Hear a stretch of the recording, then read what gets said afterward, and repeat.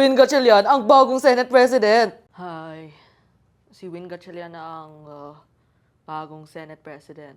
Eh di si Win Gatchalian na ang bagong Senate President. May 13, di ba? Common sense, di ba? Nagonsida nga ako. Si Win Gatchalian na ang bagong Senate President. Hindi Senate President si Win Gatchalian. Invalid ang magka-elect niya. Mali. Na-elect na si Gatchalian with 13 votes. And as of posting, wala ring bagong coup na nagtanggal sa kanya sa pwesto. At isa lang yan sa napakaraming false claims about the Senate na patuloy pa rin kumakalat sa mga buwang May at June. I'm Shaydu, researcher-writer for Rappler, and ito ang 5 bagong kasinungalingan tungkol sa Senado na nag-viral this month. Pop quiz tayo. Arestado ba si Jinggoy? Oo. Arestado ba si Marcoleta? Hindi. May arrest warrant na ba si Bato? Tama. May arrest warrant na rin ba si Bongo? Mali. Nalito ka ba?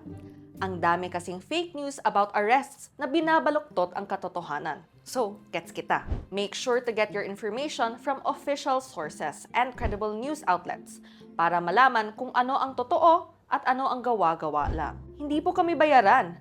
Gusto mo yata mag-wish ako para sa'yo eh. Sinabi talaga ni Cara David yun kay Marcoleta? Yung first part, oo. Yung second part, ni-reference yun sa viral niyang birthday wish last year na mamatay lahat ng kurakot.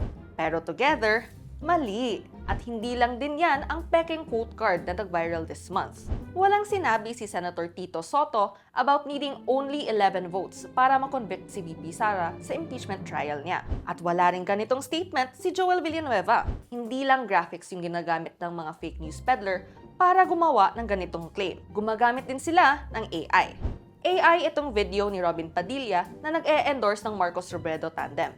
AI ang video na ito of the Tulfo brothers admitting na tumanggap sila ng maletang puno ng pera. At AI rin itong photo ng Duterte supporters na nagbudol fight daw sa labas ng Senate building. So, kung may makikita kang photo o video na medyo suspicious, idaan mo yan through an AI detection tool.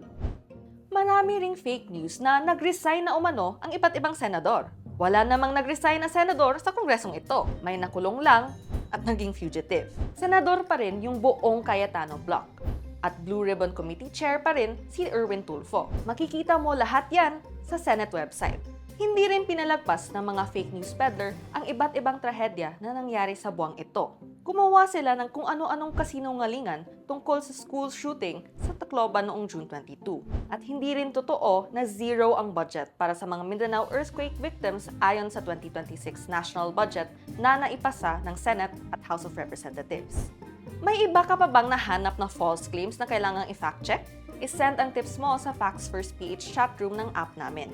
And stay tuned for more fact checks through Rappler's website and social media page. Let's battle disinformation, one fact check at a time.